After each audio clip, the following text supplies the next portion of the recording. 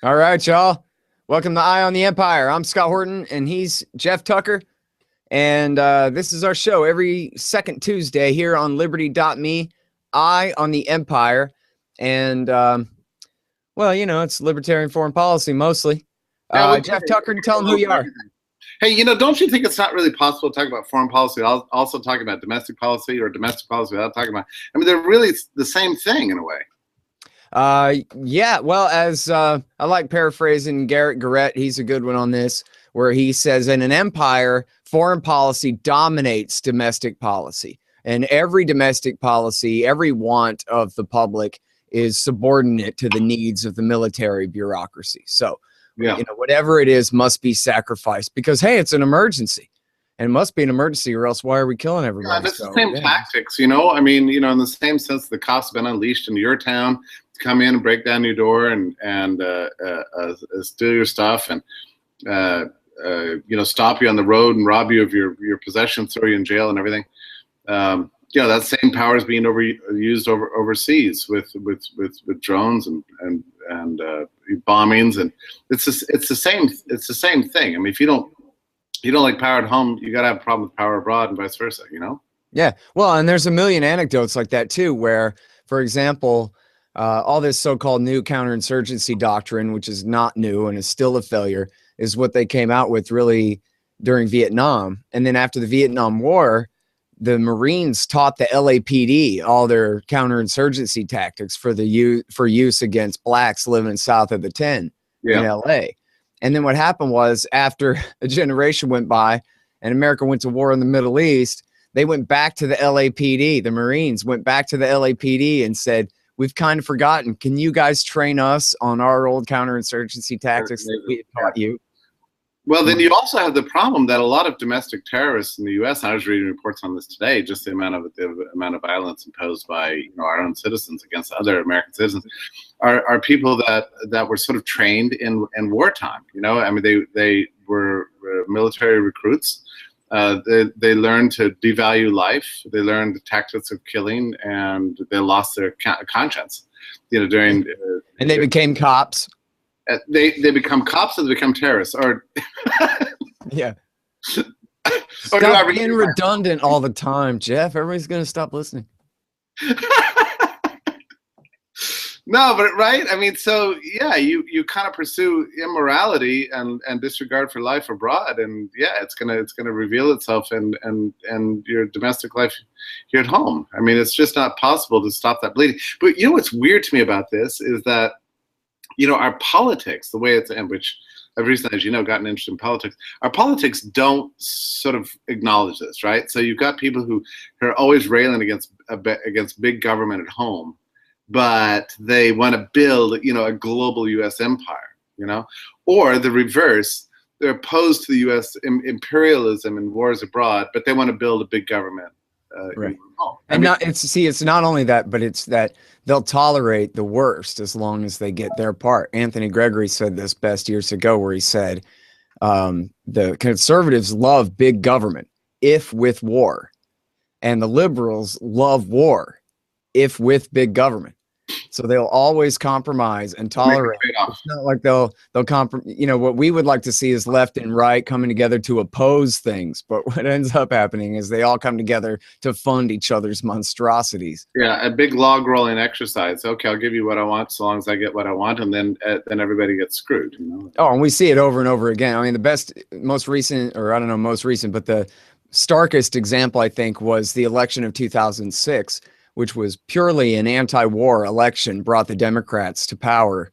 And as soon as they were sworn in 2007, they came out with this completely nonsensical timetable, that kind of thing, where instead of taking any kind of stand and defunding the damn war, which is what they were elected to do, they ended up coming out with this half-assed thing where they were meddling where they didn't really belong, moving troops around and doing things that really are under the commander-in-chief's purview as long as they're in the field, And then they ended up having to just give it up, and they went ahead and passed the authorization, and all they had to do was bribe enough Democrats with enough port for their districts, and all the Democrats got in line and passed the money, not just to stay in Iraq, but to surge, to double down in Iraq, and of course, double the folly. Yeah, yeah. Well, I mean, I think, Scott, the most every election in my lifetime has been basically an anti-war election. George Bush, humble foreign policy. Clinton, that was definitely, a driving force. Probably the one exception would have been Reagan, 1984. Yeah, I don't know about 1980 because I wasn't around, but 1984. That was a kind of Reagan was elected to be bloodthirsty, and then ironically he turned out, after a couple of years of Latin American wars and everything, he's the one who negotiated the peace with Russia. So yeah. Yeah. Yeah. Well, and then there was Bush Kerry 04 wasn't really an anti-war election, but it could have been. And Kerry would have won. If he had taken the slightest stand against Bush, he would have won. People were just dying for him to set the record straight about what's going on around here and put Bush to shame. And he just refused to. His advisors told him to run as Ronald Reagan, I guess. Yeah, because that followed all this Afghanistan crap. And listen, Scott, we got to talk about Afghanistan. We have to talk about prison reform because it's so awesome what's happening. I'm getting a growing. I remember a few years ago having a sense that the U.S. was like Gorbachev's Russia in about 1988. Like everything was like being held together with tape, and that little reforms on the margin kind of got carried away and then like unraveled the empire, basically.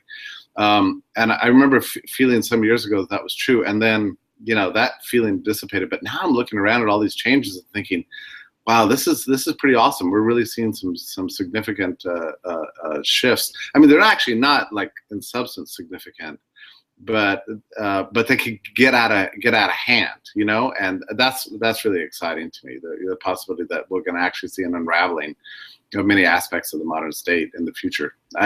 Anyway, we got to talk about that. But I got to, we're both filled with news. I got to ask you about Syria and Russia because I need to know what the hell's going on. All right. Well, let's do you want to talk about Afghanistan first? Because I think you might be right about how things may be changing there. I mean, this should be the little naked girl covered in, burning with napalm running down the road in Vietnam, life picture type moment here for Americans. With the bombing of the hospital. I mean, we should actually say what happened, right? Yeah. The bombing of the hospital. And of course, there's been plenty of bombings of civilians and horrible night raids and a horrible campaign against the people of Afghanistan by the U.S. for all this time. But you think back on, during Vietnam, there's that famous picture of the little girl running down the street, fleeing an American napalm attack. And this is, one of the things that was a real, chip in the edifice or whatever for Americans' belief in that war, that you're sure we're helping these people now because they look like they're suffering, that kind of thing. And I don't know if Americans even give a damn at all at this point, but this absolutely should be, even at this late date. It's a shame it would have to be, but this could and should be a moment where Americans just say, you know what, we don't have to keep doing this. We could just stop. And yeah, the Taliban's going to come back to power, but weren't we just all reading last week about how the Afghan police are all a bunch of warlords and child rapists and killers and murderers, and that Afghanistan is the second most corrupt country in the world after the United States of America? And why prop that up? How's the Taliban worse than that? Well, I don't know. I don't know who should be running Afghanistan. To tell you the truth, I have no clue. My guess is I'm not going to be happy with any government in Afghanistan, but I'm not really happy with any government here either. Well, anyway, even when it comes to the Taliban, we could ask the Pakistanis, our friends, to just please not back them so much, maybe, and give the people of Afghanistan a shot at creating some kind of system that would not be dominated by them. But you know what it is, Jeff? It's just like central banking, right? The false appearance of prosperity and in fact, you could trace it right back to Federal Reserve dollars, but more to the point through Army support, through U.S. Army and Air Force and CIA support for certain chosen players. We deform their value, their amount of power in society, and we basically build up a bubble of artificial power. Then when we're not there to support them anymore, we see what happens. They completely crash. You look at what happened in Iraq. As soon as ISIS came in by 2,000 or 3,000 men, they sent an army of 30,000 running from Mosul. you know, because they don't have the Americans there to prop them up. They never had the Shiite army that was occupying Mosul at that time. They never had the support to occupy that place. As soon as the slightest opposition turned up, they had to turn tail and run. So it's the same kind of thing going on here in Afghanistan, where at the time that we invaded, the Northern Alliance were on their last legs. They were done for. The civil war was almost over, and the Taliban had almost completely finished winning, except for Kunduz, actually, ironically. And then that was when America invaded and then started backing all the guys that were the commies and were the pretend mujahideen, but actually the commie traitors like Massoud and his men. I mean, Massoud was dead, but his men. And we've actually backed Gulbuddin Hekmatyar and General Rasham Dostum and these guys who are the most horrible butchers, who skin their victims alive, who've been involved in mass rapes and mass bombings of civilians. It was the chaos that these men brought to Afghanistan that convinced the people of that country, and not just the Pashtun tribesmen, but others as well, to allow the Taliban to come to power if it will put an end to the abuse of these monsters. And now these are the men that the Americans have put back in power over all these years, and they have no real support. And as soon as the slightest bit of opposition, you know, shows up, they turn tail and run. So what was America even doing bombing Kunduz? We're bombing Kunduz because the surge didn't work, because the war is lost. After 14 years, Jeff, the war is lost. The Taliban came in and marched right in there and took over the town. So what does Obama do? Panic and says, start bombing them. So they start bombing them, and then whether you want to call it, you know, accidental or incidental, they're bombing civilians to death because you're only as good as your smart bomb site. You know, they complain about barrel bombs. Like any active war that is not a laser guided or satellite guided munition is a war crime, meaning only America can bomb people. And then what do? Drop munitions right on hospitals, smart or dumb or whichever they are, red, white, and blue ones, burning little children to death. The timing of it was, by the way, just to put it in context, how long was Russia in Afghanistan? Oh, for a decade. And they killed 1 million people or something. I mean, the Soviet war in Afghanistan in the 1980s was absolute devastation. I'm sorry? It matters to me politically in a formative way, because it was because of that war, and probably because of Reagan war propaganda, but because of that war, that I became an anti-communist. And then I looked into why, you know, what's wrong with communism, what's wrong with socialism, what's wrong with I mean, my politics were shaped by moral outrage at what Russia was doing in Afghanistan. So, well, and there was, plenty to be had. Yeah. So, you know, for me, it becomes like really personal, you know, that the U.S. then sort of repeats the same error, except, you know, stays, you know, half as much longer. Right. Well, you know, I'll tell you a story. There's a journalist I'm sure you're familiar with named Eric Margolyes, who, you know, I've interviewed 100 times or something, who's just great on all this stuff. And he tells the story about how in 1988 or 89, he interviewed Abdullah Azzam, who was the creator of the group that became Al-Qaeda. After he died or was killed, Osama took his organization over. And Azzam told Eric Margolyes to his face, as soon as we're done with the Soviets, we're coming for you next, you Yankee imperialists. And Margolyes, he was, you know, he still considers himself, I guess, like an Eisenhower Republican. He's an Army veteran and he would be a Republican if not for the neocons kind of a guy, right? And he says to Azzam, what the hell do you mean? Because he had never heard anyone other than a communist call America an empire. And of course, nobody cares what a stupid communist says. And only a stupid communist would call America an empire, right?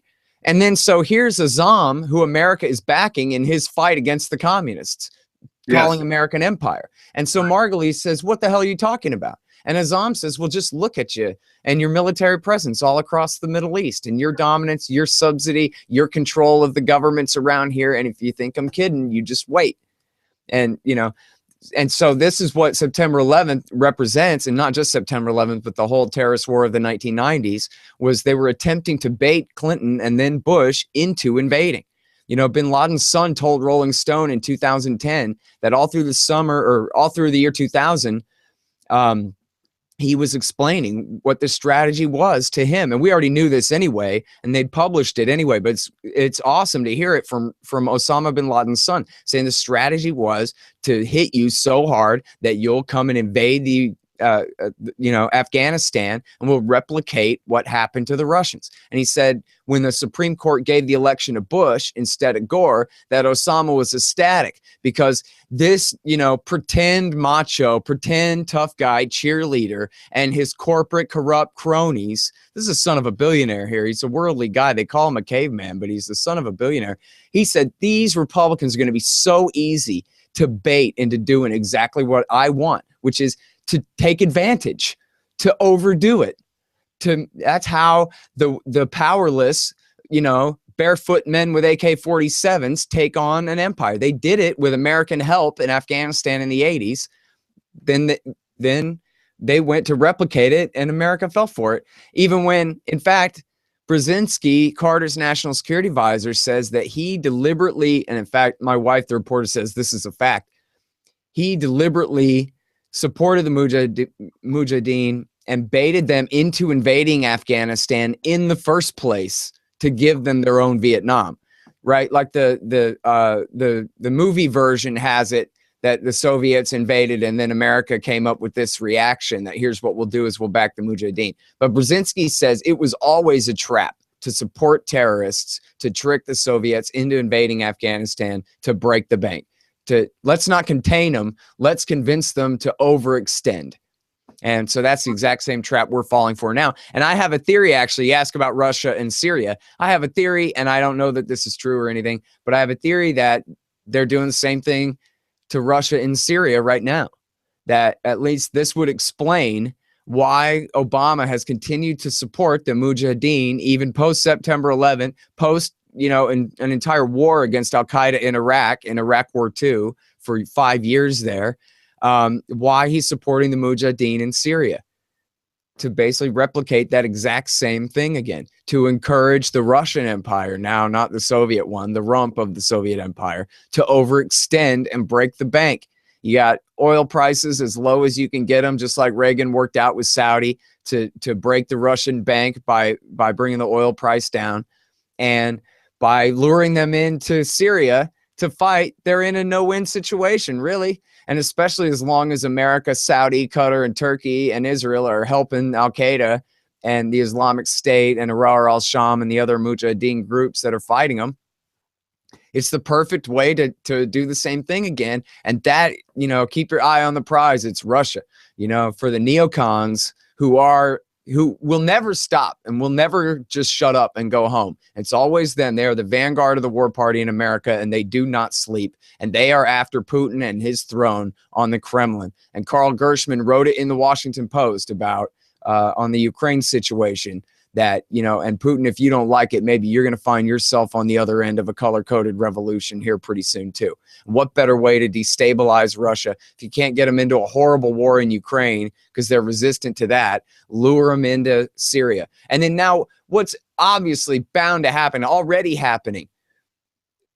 Dagestan and Chechnya are blowing up. And all the Salafists there that have not already gone to Syria to fight are now getting organized to fight Russia in the Caucasus Mountains and replicate the 1990s there all over again.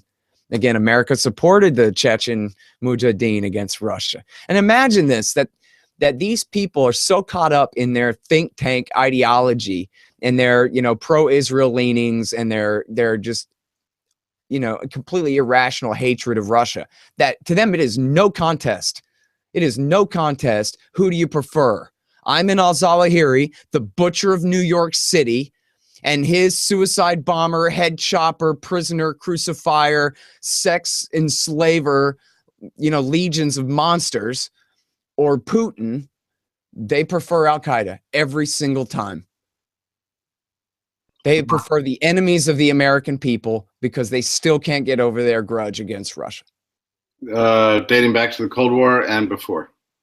Yeah, I don't know what their problem is. I've heard it explained that, well, they're Trotskyites, so they hated Stalin and all that.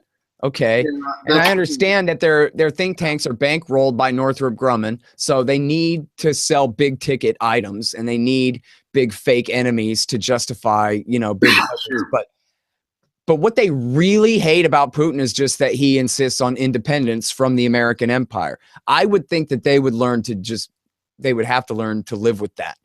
You know what I mean? The guy is an evil politician, but it's not like he's an out of control psychopath on the march or whatever. In fact, like I'm saying, it even looks to me like they're deliberately baiting him into doing more than he wanted to do in Syria, you know? Well, you know, on the Afghanistan point, though, I wonder if you're right about this point that this bombing of the Doctors Without Borders is actually going to be a significant turning point in the war, because you know that really mattered in Vietnam because people were being drafted all over the place, and it was everybody was really paying attention. But you know, after 15 years, I mean, what Americans are actually, I mean, who's actually paying close attention to this? I mean, I think it's a difficult thing to sell. I mean, I don't remember at any of the last two Republican debates, for example, anybody bringing up Afghanistan, you know, at all, and specifically. I mean, there's only abstract talk, you know, but nobody raising Afghanistan. In fact, I can't remember the last time I've had a normal conversation with a normal actual person who raised Afghanistan as a prolonged war that the U.S. needs to bail from. Yeah. Well, you know, we have a real kind of negative confluence of interest on the Afghan war issue. You know, Obama ran as Iraq is the bad war, Afghanistan is the good war. Yeah. And we're going to do that because he couldn't be too weak. And that's why he did the surge in 2009, even though he knew that it was not going to work. And Joe Biden explained to him why it wasn't going to work. And the CIA did a report, and this is in a book called Little America, which is written by a Washington Post reporter, that the CIA wrote a report advising him to not do it because it's not going to work anyway. And he did the surge anyway for political reasons, because David Petraeus and the Republicans were going to call him a sissy if he didn't do it. And he didn't want to look weak, so he bowed down to his military masters and ordered the surge that he knew would fail. But then all of the Republican right, they supported it. Bill Kristol said, all hail Obama. You can still find the Weekly Standard website. All hail Obama. Well, so where does that leave the rank and file Republican, Tea Party, Jacksonian right? Just ignore it, right? They don't want to cheer for Obama. They like the war. They don't want a war to end, but they don't want to give him credit for it. So they just ignore it. And then all the liberals want to pretend that he's Dennis Kucinich and not, a blood-soaked terrorist himself. And well, what do you prefer, Jeb, and whatever other red herrings they've got. And so all the liberals had every incentive in the world to just ignore it. And meanwhile, you know, for people who are obsessed with foreign policy, it was just as bad as starting the war in the first place, or starting the war in Iraq, where it's just a slow motion train wreck, absolute, destined to be disaster, where the surge never did work in Iraq. The only thing the surge worked at in Iraq is being a successful slogan. The surge worked. Wow. That just has such music to it, apparently, that it can shift a poll by 10 points if you just say it enough times, and then you can keep your war going. But as far as, and we could get into it, but just trust me, the surge didn't work, except as a propaganda stunt. So then they said, well, let's do it again in Afghanistan. Since the surge worked so well in Iraq, let's do it. Well, so it was and in Afghanistan, the whole situation was completely back-asswards and couldn't possibly work anyway, even compared to the situation in Iraq, where at least in Iraq, they were fighting for the majority that was destined to win sooner or later anyway, which is not the case in Afghanistan. But then they had all of this nonsense about the new brilliant counterinsurgency doctrine and these super smart democratic technocrats who they're not like the neocons, ideological and hell-bent or whatever. They're these guys from the Center for a New American Security. They're these brilliant technocratic geniuses, and they're going to give the people of Afghanistan a government in a box. We're going to change their entire society, and we're going to clear, hold, and build them this new civilization in Afghanistan. And that was, they had to promise Neverland, because if they promised anything that you could conceive or imagine existing in time and space at all, then you would know that will never fit Afghanistan. So they promised, Disney World or whatever. They're just ridiculous. And all the goal was just to keep the war going. just to keep the war going so Obama doesn't have to end 2 wars, just one. And then what does he do? He starts the first one back up again anyway. But the same problem is going to face him or Jeb or Hillary or whoever's next. They can't leave Afghanistan without everything going to hell. So unless you had Ron Paul up there saying, I don't give a damn what happens, we're leaving anyway, then we're staying. You know, Obama already signed on till 2024, and they can continue to extend that indefinitely. Yeah. You know, let me say something about the timing of the bombing of the hospital. I found it extremely interesting that it happened, but, you know, 2 days or something after the shootings in Oregon, right? Where, you know, the entire country went through yet another sort of, you know, period of mourning. The president, you know, gives a press conference, you know, condemning the violence. This one he seemed particularly agitated about, used the occasion to, you know, essentially lie about the relationship between gun ownership and violence in America. And in any case, we were all just, you know, just overwhelmed with a sense of, you know, the lack of safety, you know. And then 2 days later, the U.S. government, you know, the one that Obama allegedly, you know, heads, you know, slaughters more people at a hospital filled with Western, you know, doctors trying to help people, Doctors Without Borders, you know, and then there was no mourning, you know, there was no taking stock, no sense of sudden moral introspection. You know, instead it was just the usual denials. Well, we have to wait till all the facts come out. You know, look, there was an attempt to, you know, there were terrorists not even nearby. This is collateral damage. It was an accident. What are you going to complain about? I mean, the disproportionality between the two was extremely striking to me. Yeah. Well, you know, I don't know. I guess maybe it's just me, but it seems like most of the denials and everything on TV lately are so childish and ridiculous that it just is making the government look worse. You know, when they refuse to apologize, when they change their story 6 times and all these things, and just expect people to just, you know, completely swallow it. I don't know. It seems like it's just the veneer is thinner than ever. I mean, I never had a problem seeing through it, but I like to believe that now it's easier for other people to understand that, you know. I was glad to see the Washington Post and the New York Times both corrected the president on his claims about the relationship between violence and gun ownership. Oh yeah, that was impressive. Yeah, because he just made this sudden wild claim, you know. Well, you know, that's something that we could talk about too. You said you wanted to talk about mass incarceration and reform going on along those lines these days. I think gun control is a great segue into that, because here we have an actual move to decriminalize some of American life and, you know, begin to, at least on the national level, start rolling back some of the penalties for the drug war. But then we want to add them. All the liberals want to add a whole new category of prisoners, which, you know, we already have, of course, which is nonviolent gun possession charges. That's an interesting point. I mean, I was just writing an article before this thing began, and it has some good lines in it, actually. Says, so I'll just read this. The power of any state is instantiated by its willingness to use guns in jails. People can talk about policy nudges all they want, but coercion over property and ultimately over lives is what it all comes down to. A law means nothing without the cage.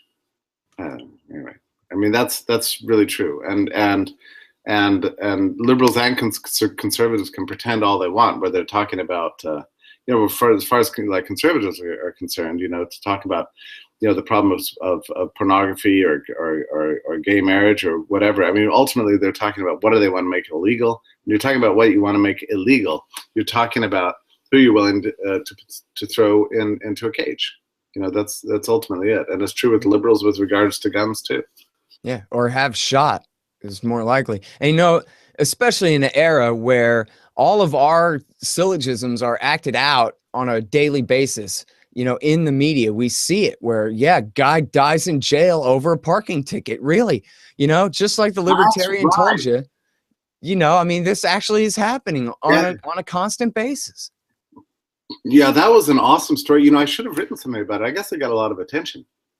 But I always try to look at these stories from the point of view of the average member of the bourgeoisie. You know, I mean, this kid has, you know, had a drug problem. He was on prescription drugs to try to deal with it. And people always look at those cases and they go, well, that's probably bad, but it would never happen to me. It would never happen to my son. He was doing something right or something wrong, whatever it was. Yeah, he was doing something wrong. And so people always sort of believe this, but it's crazy. It happens. It can happen to anybody. I mean, as soon as you're in the handcuffs, you have lost all volition. And yeah, they can throw you into a cage and keep you there, and you can't have any contact. I mean, every contact you have with the outside world is basically, you know, an expression of their own mercy. It's at their own choice. Yeah. Well, you know, I think we've talked about this before too, that there's a positive change coming here, which is, at least in terms, I don't know about the law really, but in terms of the American people's perception of this stuff, because of Facebook and Twitter, where you can't help but notice a lot of these, geez, the guy wasn't a drug addict. You know, like there was one a few weeks ago where the guy was driving a horse-drawn carriage down the road, taking some friends on a little ride, and he's out in some rural nowhere. The cop decides to pull him over and harass him. I guess, you know, more or less yanks him down, tries to yank him down from the thing. The guy, you know, responds with something less than absolute total, you know, jellyfish limp compliance. And so the cop kills him, shoots him dead on the side of the road. And I think, you know, and there's so many of those where, wow, and the guy wasn't black. And the guy, you know, and he wasn't a drug addict, and he actually didn't have anything in his pocket, not a cell phone, not a wallet, not a gun, not nothing. No, he didn't reach for his waistband. He didn't do nothing. And I think there are enough of those now where people are starting to wonder, maybe that really could happen to me. We always get a little bit nervous when a cop is behind us in traffic, but I think more and more everybody is starting to feel like outsiders, you know, typical outsiders in life. More so than ever. Cops. And that's really significant. I mean, I don't think we're anywhere where we need to be on this question, but things are dramatically improving. You know, I wondered back in July when Obama actually, this, you know, I don't know, it's impossible to understand what's in this guy's head, right? But I never try to think that everybody's, you know, 100% evil without any redeeming merit whatsoever. And I think about Obama and his background, and here he is at the end of his second term in presidency. He was trying to look for, you know, some decent thing to do, maybe, I don't know. But he became the first president in U.S. history to visit a federal prison, which by itself is kind of an amazing thing, that you'd be throwing people in prison and never be willing to go or talk to them, you know, never face these people. So he actually went to a prison, and they showed him, you know, where people live. They had to clean the place out, of course. You know, he didn't actually look at real prisoners, you know, and so he just looked at empty cells and things like that. But then did meet with something like 6 nonviolent criminals, I guess. You know, people picked up for crack cocaine distribution or something, and faced mandatory minimum sentences of, you know, I don't know, whatever it is, 5 lifetimes or something. And had a roundtable discussion with him, 6 of them. Have you heard about this? I mean, I saw some mention that it's going to be. I saw headlines only. I didn't realize he sat down and talked with prisoners. Well, it's supposed to be aired on television. It was actually filmed, you know. So that it's supposed to be out sometime soon. I might actually watch that. I think it's actually significant. But when that happened in July, you know, you always, politics is such theater. You're always tending to see anything that happens as just pure propaganda, and it's impossible for anything to happen in politics. It's not some element of propaganda, but I'd like to believe that there is something sincere going on. Apparently, at some point, he uttered under his breath, "There, but for the grace of God, go I." You know, which is true. I mean, all of us could say that about any prisoner, and yeah, that's that book, 3 Felonies a Day, where really, if the FBI and this is apocryphal, but it's been told so many times, I just don't think there's any doubt about it, of FBI agents saying that just pick a person off the street, I can nail them to the wall. I can put them in prison for 30 years for just name it. Mail fraud. You received junk mail in your mailbox. Blam, you're going down. If that's what they decide they want to do to you, they'll just get you for anything. Yeah. Yeah, so I mean, I think there's an element of truth to it, and I think it's good for our elected leaders to actually face these kind of situations. But now, then suddenly, I guess it was yesterday, it was revealed that the U.S. Sentencing Commission and the U.S. Bureau of Prisons, both of which operate under the Justice Department, have changed some regulations and rules, and are freeing some more than 6,000 prisoners from federal prisons who were in for these nonviolent offenses, and this is happening on October 30th, and it's a big deal, Scott, because as you follow U.S. foreign policy so closely, U.S. hardly ever, by any of its actions, admits an error, but this is the closest thing you can get to. Right. To an admission, a reversal of a policy, and things had to get really, really bad to kind of come to this point. So it's extremely significant. And here's how bad it is. Even Carly Fiorina in the debate said that it's absolutely crazy that America locks up more people than any other nation on earth, et cetera, et cetera. So if people that far to the right are complaining about it, then they have no choice but to. It's not that she cares; it's that her pollsters say you can't be bad on this anymore, Yeah. Government monopoly, by the way, from a theoretical point of view, I mean, government monopolization of the criminal justice system is probably the single worst aspect of the state. Now, I think it's interesting that traditionally conservatives and libertarians have, over the last 50 years, always sort of said, well, the state doesn't need to be owning electrical plants, and it doesn't need to be running education, it doesn't need to be running welfare and Social Security. But of course, it has to have a monopoly on criminal justice. That's the one thing we can't.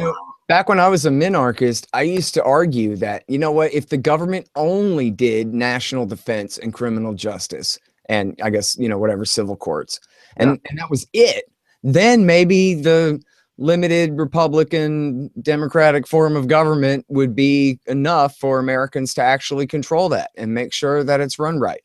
But when it has 10,000 different objectives all the time, and it's bought off by interested parties in every case, then the whole thing is basically just a free-for-all. Now, I don't even really buy that anymore, but that would make a lot more sense than a state that's in charge of friggin' everything and including mass incarceration. You know what I mean? Because look how it is. George W. Bush in Texas, the way he won when he ran for governor in 1994, was saying, yeah, we're going to crack down on the kids. We're going to have a new regime of juvenile justice in America. Him and Karl Rove tested that. And that was their focus group talking point, was we're sick and tired of these kids not being in prison. And so let's imprison them. I remember this. I remember there was a wild mania on the right, mostly, right, for prisons. I mean, the think tanks were cranking out policy studies all the time about the glory of prisons. Like the more people you put in prison, the more peaceful society becomes. Which I guess, except for the fact that the government's arresting everybody all the time. It's not exactly peaceful, but yeah, they got prisons to fill and a motive to fill them now. Yeah, so that was a huge vogue, and that has dramatically changed. So, okay, so we got this. It's not Bastille Day, but it's the closest we're going to get so far. Coming October 30th with the release of these prisoners. And by the way, I worry about this actually, because there's these people are going to be tracked, right, by the advocates of the police state. And anything goes wrong in this prison release thing, it's going to be declared a disaster. So I mean, this could backfire. And after all, prisons aren't the best schools for how do you say, behaving yourself in a civil way. Yeah. Well, I mean, their recidivism rate isn't going to be any worse than any other nonviolent offenders, in the scheme of things, I don't guess. So it shouldn't be too bad. But I see your point, though, that you're right. They're going to want to scaremonger about it if they can. Yeah, they will. They will. Hide your wife, right, as they say. But anyway, this was announced, I guess, 2 days ago in the Washington Post. And by the way, so far as I can tell, this decision was made purely as an administrative edict by the U.S. Sentencing Commission and the U.S. Bureau of Prisons, without any kind of congressional legislation or involvement or anything else, which is very weird to me. I mean, it's kind of like a little bit of a look into the reality of the American state.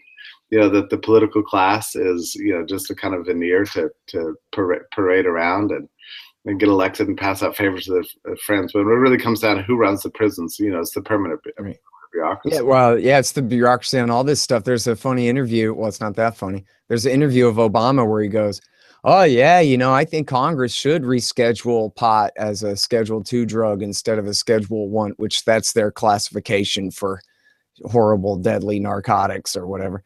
So pot's right up there with heroin and cocaine as a Schedule I drug." And Obama says, "Yeah, dang, I guess as soon as Congress gets around to it, I'd support that.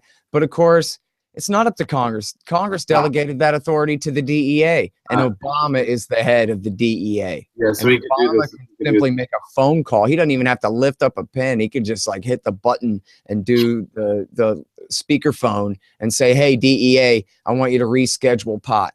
And that would change the entire face of American law enforcement right off the bat. Yeah. And all he has to do is shrug to make it happen. And so what does he do when he's confronted with the fact? He lies about it and pretends it's outside of his power and authority to do anything. Yeah, and as much as we celebrate the legalization taking place in various places around the country, I mean, the fact is that just about every minute in the U.S., somebody is arrested for some pot-related offense and jailed and has their life ruined, and bankrupted and smeared in the press, and the press always goes along with it. Oh, look, here's a terrible, evil 19-year-old with a history of underage drinking, now picked up on a pot charge. Wouldn't you know it? He was probably headed, straight to methamphetamine distribution next. Well, and here's the other thing too, is we talk all the time about nonviolent drug offenses, but there are a lot of violent drug offenses too. There's a lot of violence that never would have happened at all. I'm not saying it's excusable and that all these guys ought all necessarily be released from prison too if they actually hurt somebody. But the context of most criminal violence in America is fighting over drug turf. Yeah. And that's what the gangs in the poorest communities are fighting for, is who's allowed to sell black market drugs where. And there's just no question. I mean, you don't even have to get into it, among libertarians, but it's just as simple as the sun causes daytime around here kind of thing, that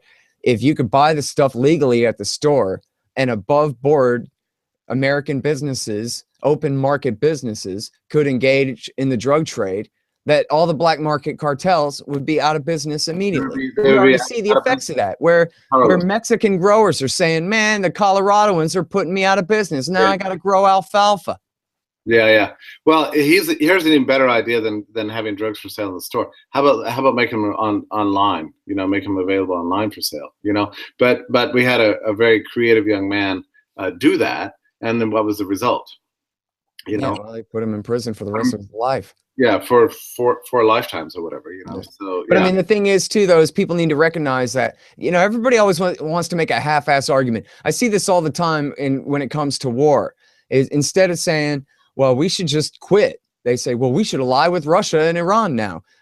We should switch from the thing we're doing to another terrible thing." When the answer is no, we should just stop.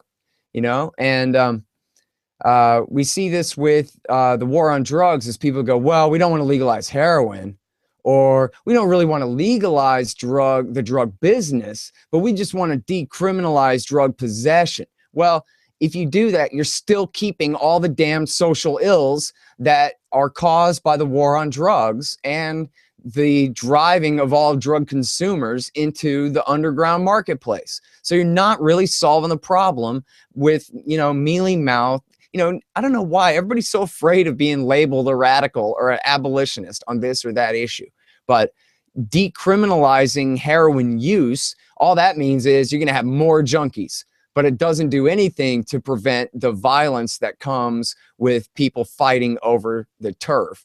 And believe me, people don't fight over pot turf the way they fight over heroin and cocaine. I'm in favor of like progress in whatever area, but the bottom line is that full scale legalization of everything and normalization of these markets is really the only answer. And it's working right now. We have in 2 or 3 states where they've just, I guess Alaska, I don't know if it's kicked in Alaska, but we have it in Washington and in Colorado now, where It's just legal. Just go to the store and buy pot. No pretense of a medical problem or anything like that. And so who's still in the black market? Well, they do have really high taxes, so they're actually shooting themselves in the foot there by actually still carving out a space for the black market in some of these drugs. Like cigarettes in New York or whatever, right? Right. Yeah, exactly. So until Washington and Colorado get around to getting rid of the taxes, they're going to still have somewhat of an underground pot market. But for the most part, how closely do you follow this? I've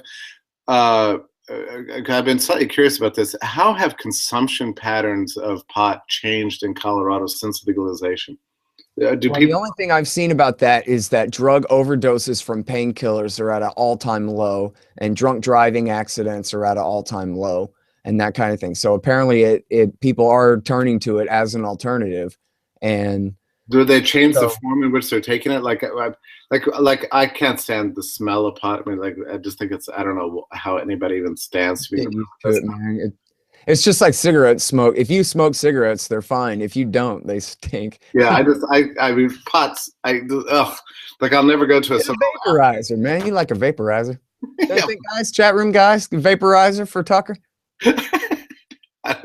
I don't know, but so I understand that there's other ways to consume it, right? You can eat it, you can suck on a candy or whatever. I don't know. I mean, it seems to me that would be more popular under legalization than smoking it, but I just don't know. I mean, all these things just create weird distortions. Anytime you make something illegal, it's just like prohibition writ large.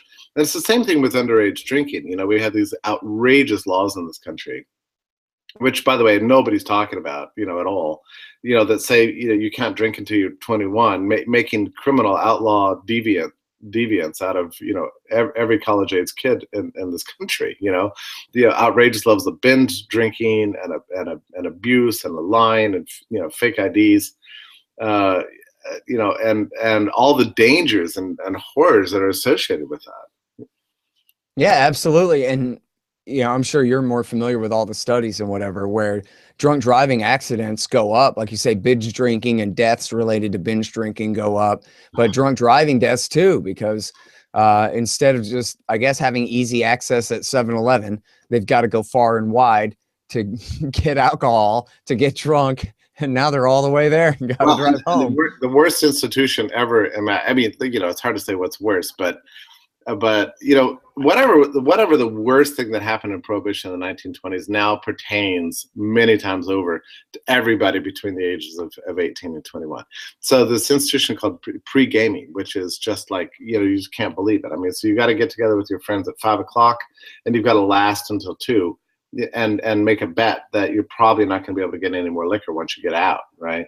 So you've got to. It's interesting. There really is no alcohol black market for these kids, though, right? Have you ever heard of like a college beer dealer who, like, you know what I mean, buys a big stock and then sells it secondhand to the kids? You get by with help from your friends, right? So the one guy with the fake ID buys it for everybody else. I mean, it's always a struggle. That's all these kids think about. Truly, Scott, it's really pretty much. Like, they every once in a while think about school or something like that, or girlfriends or whatever. But mostly they think about where their drinks are going to come from. I mean, I was recently at a seminar where I taught 30 students, and I was in the Midwest in a town, and I was trying to teach these kids economics, and I became aware after the first day of this stuff that economics is the last thing on their minds. I mean, all they were thinking about is where they're going to get their next drink. I mean, it's the most, and it's a cultural thing. I mean, they've created, that whole age group has created these kind of weird structures, these institutions of pre-gaming, of private drinking, of just outrageous levels of binge drinking and abuse, and disgusting, kind of poisonous levels of alcohol consumption. You just can't believe it, and fake IDs and illegality, and it's dangerous for old man Tucker. I know, right? But look, it comes about from just the laws. I mean, this is what and really, it's not. I mean, you can describe all these things, but it all traces to just bad law. I mean, and it could all be wiped out instantly with the pen. But I'm glad that we're talking about decriminalization of pot. I think it's good. We're talking about prison reform. That's good too. But there are areas of American life that nobody wants to even breathe a word about. There's no support for it whatsoever, and I think the drinking age stuff is crucial. You know, it's a little bit weird, Scott, because when I turned 18, I barely got in, like right under the last 2 weeks before the new 21 age law went into effect. So you were grandfathered in for a few years there. Yeah, 2 weeks, right? So I mean, I barely made it in, and so I was grandfathered in for an additional 3 years. So I never experienced anything like this weird world of clamoring around for liquor and binge drinking, all the crap that's associated with it. So I mean, this is all came about like right, you know, began to develop in the 2 weeks following my 18th birthday, you know, and now we have several generations, you know, being raised in it. This happened in like 1984, right? And the culture is getting, you know, it's getting worse and worse and worse. And now, oh, big surprise, there's a date rape crisis on campus. Oh, you know, who could have predicted that? You know, I mean, come on. Actually, I think most of that is just a bunch of phony crap anyway. A bunch of inflated numbers by a bunch of social justice warriors. Well, I mean, whether it is or not, I mean, if, you know, people, these kids are put themselves in very, very dangerous situations and not allowed to drink in public places. Well, yeah, no, that's true. The difference between having a couple of beers and being completely blackout, worthless drunk until sometime tomorrow. Yeah, You know? a couple of beers in a public bar, you know, where it's safe and there's some sense of, you know, propriety and people are able to monitor your drinking and then you can go home to a safe place. But if you make it impossible for people to consume liquor in these public places, that's when they find the frat houses. That's when the dorm rooms become. That's when the private spaces and all the weird stuff you know, begins to develop. Yeah, good point. So, you know, and that's why I bring up the date rape thing, because, you know, if this is a problem, I mean, the solution is how about let's make it possible for people to drink in safe environments. And there's no safer environment than a commercial bar downtown, you know, where you can follow the drinks from the shelf to your drink and make sure you're not. Until the cops decide to riot and start cracking skulls at anybody who happens to be on the street, which is what happens on bars sometimes. This happens all the time in Auburn, Alabama. They, you know, kids get so drunk they decide, well, I'm sure they can't drive. That would be unsafe. So they decide to walk home and they get arrested for public intox. Yeah, yeah. I mean, around here in Austin, they'll go into the bars and go, "You're drunk. You're under arrest." just really making money. They're just a local kidnapping ring. That's all they are. Pay us off and you're free to go. Yeah, you know, so in other words, it's illegal to be drunk, basically, right? Yeah, exactly. Regardless of what age you are? Yeah, and regardless of how you plan to get home or whether your car is parked directly outside the door or what, you know. Yeah, is it possible to actually comply with the law in this country, I wonder? No, that's the thing. That's like I'm saying, that book, 3 Felonies a Day, each and every one of you, including, you know, rich business owning, church going, politically connected folk, you all are all guilty of 3 felonies a day. And if they want to put some charges on you, that's exactly what they'll do. So what my real hope is that some of these measures, you know, with prison reform and maybe public, and maybe this Afghanistan thing, you're right about it. I mean, maybe this is it.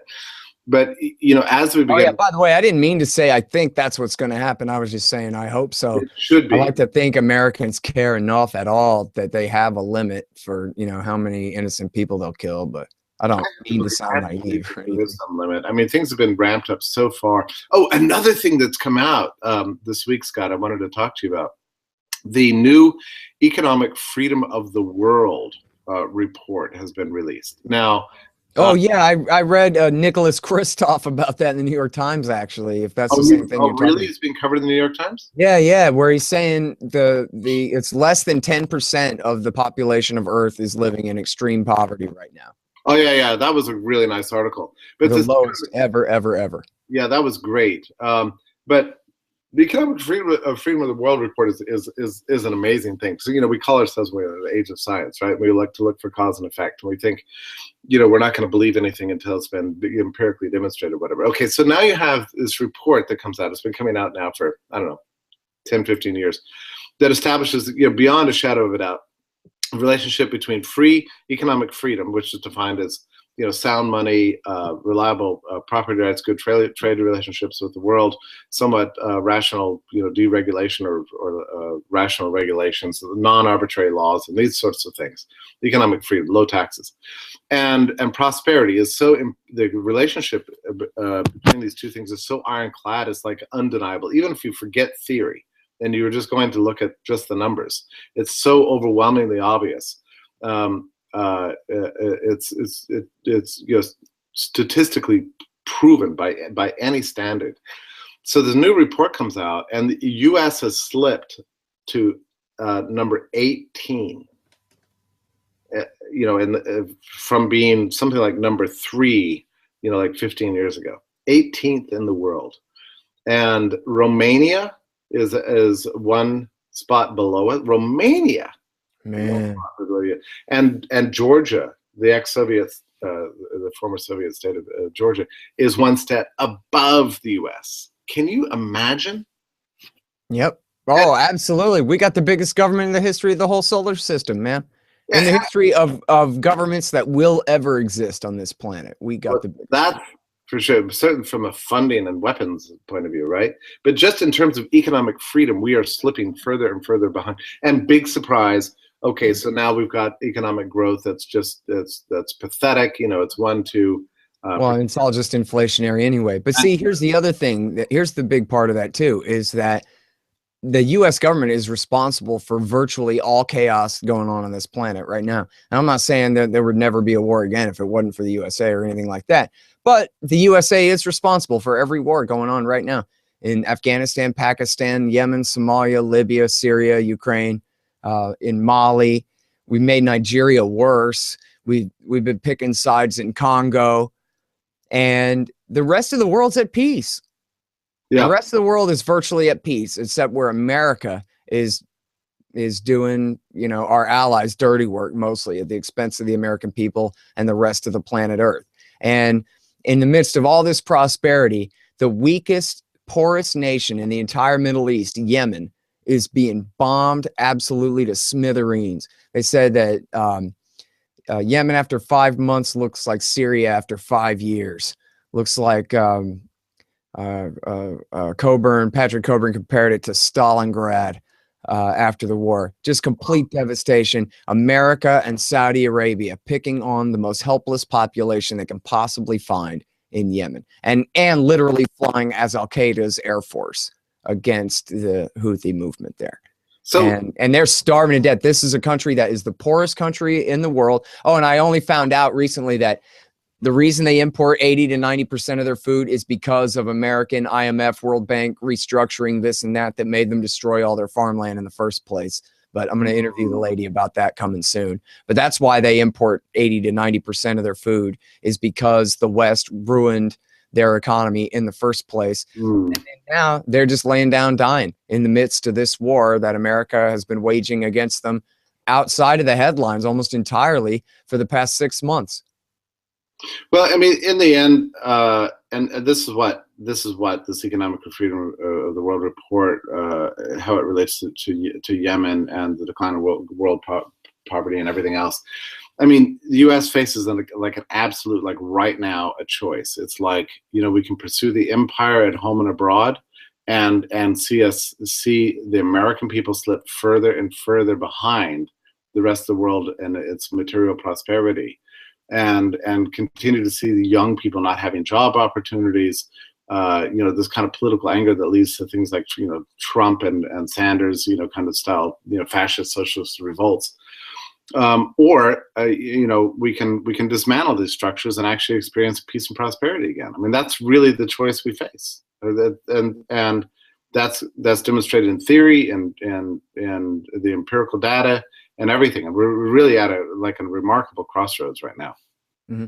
Yeah, it absolutely is a perfect time to quit. And in fact, with Russian intervention in the war in Syria, I mean, that could just amount to them calling our government's bluff on getting rid of Assad, but then could be the beginning of a whole new, negotiation to go ahead and You know, even the Russians have said they don't mind Assad going, but he should go at the end of the negotiations, not at the beginning.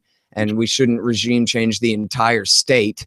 We should just, you know, whatever. And so America can intervene with our allies to stop backing Al-Qaeda, and the Russians can intervene with Iran and Damascus and Hezbollah, and everybody can come to some kind of agreement. It ought to be possible. It's the perfect opportunity for us to quit, because our government's policy, the bluff has been called. We're not getting rid of Assad now. The Russians have made sure of that. So what are we going to do? Just keep this thing going forever?